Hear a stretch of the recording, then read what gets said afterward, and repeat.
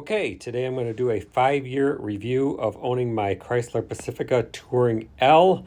And it's a great vehicle, but there's a lot of things to consider. There's many likes and then there's many dislikes, and that's the whole catch. If you own a Pacifica, you probably already know what I'm referring to when I talk about dislikes. But in this video, I'm going to go through a few of the dislikes to point out some of the issues you might be aware of when you're going to buy this vehicle. So let's get started.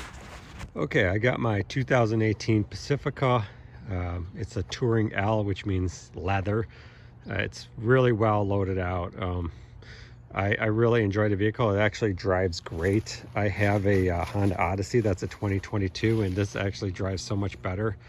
I love the color. I love the rims. A lot of people like the black, but I just think this car really works well with them. But it has tons of features. It's got rear cross traffic alert. It's got the blind zone monitor, which actually beeps really loud when you're inside when you try to do it. It's got the door locks auto open, which is awesome. Then, as you can see, I got the leather. And this is almost 6-year-old car, and it's holding up really good. And it's huge. The minivans, that's what they're used for. I mean, they're big, they're versatile. You get your power front seats. I put in my rubber mats here. What I really like about it, I don't want to go into too many technical details, but I just love the blue on it. It looks so cool. It's very like calming, but it's also nice. It has a really good feel to it. So here's a couple things that I actually don't like about it. First, every time you start it up, you got to hit that cancel button. The other thing is this heated seat issue here. You got to go to climate. To turn the heated seat on, you have to go to climate, and then you have to go through a bunch of menus to get the heated seat on, which is kind of hard when you're trying to drive. I just wish they would put a button here and just allow you to automatically do it. Another thing is when I turn this off, the screen goes black. I don't have a clock anymore, which is, not a big deal, but it's kind of like, why not just have a passive clock there? So that's another dislike I have.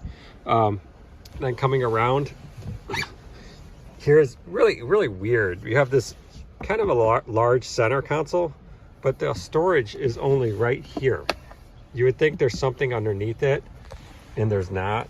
So the thing is about that is it has this cup holder that takes up the room underneath it. So the cup holder takes up that room. So then what happens is you end up putting stuff down here. You try to put stuff back there underneath it, and it just doesn't work. So I wish they would have redesigned this to have something that opened up. Even this looks like it's supposed to slide, but it doesn't. So that's a little bit annoying. But it does have a lot of room. It's got these cubbies here, and then it's got this huge storage here, which is also pretty nice. So I don't really mind that.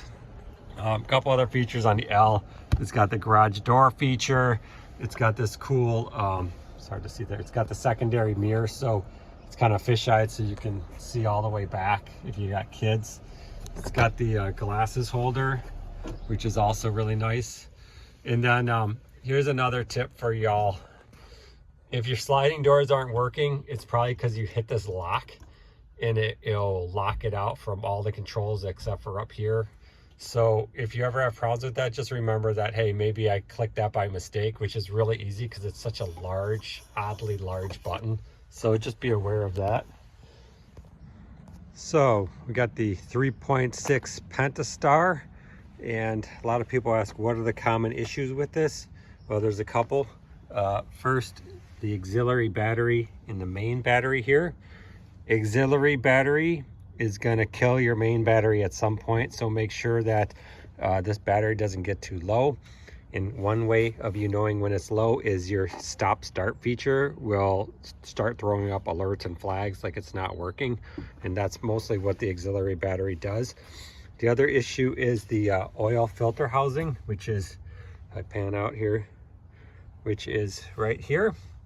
Sometimes, well, eventually guaranteed, eventually it's going to leak. So this housing is more than just this part here. It's quite a large assembly that goes all the way down, and it costs anywhere from $600 to $1,000 to replace. It's going to go out on your Pentastar 3.6 at some point, so just be aware of that. And those are really the common issues with these engines. Other than that, typically you can expect to get at least 200,000 out of them. They're actually really good engines. So again, it's a minivan. If you know minivans, they're quite large. They have tons of storage. This is a very, very deep pocket here, which is awesome. And then the seats are super easy. You have to follow the 1, 2, 3 steps. So click that, then it folds down. So that's a really cool feature. And then once you do that, your back is huge. Another cool feature on the L is this window shield. Very cool. It helps when you got the sun on you. More cup holders back here, and even over here they got cup holders. It's quite spacious vehicle. It's very, very nice. The interior is done very well. They got the light ceiling, or the headliner, and it matches really well with the warm tones of the cream color with the black. So it's a very airy feeling vehicle. Final thoughts. One thing to consider is this thing's made of aluminum, so I actually had to put that bug guard on because the hood corroded so bad in 3 years. But it is a very, very, very safe vehicle. Chrysler knows this is their bread and butter vehicle, so they do a great job designing it. And finally, price. This is not a cheap vehicle. You have a lot of options when you're looking. There's the Honda, the Toyota, even the Kia. So please keep that in mind too. This vehicle is the best looking though.